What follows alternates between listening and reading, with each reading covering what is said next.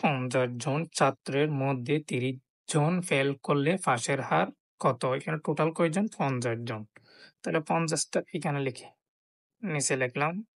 এরপর বলতেছে কয়জন ফেল? 30 জন ফেল দেওয়া আছে। বের করতে বলছে ফাঁস। যদি বিপরীত বলে ফেল দেওয়া থাকলে ফাঁস বের করতে বললে টোটাল থেকে ফেলটা বিয়োগ করব। বিয়োগ করলে কত হয়? 50 থেকে 30 বিয়োগ করলে আর থাকে 20। কি বলছে? ফাঁসের হার। ফাঁসের হার। হার বললে কয় পার্সেন্ট? 100%।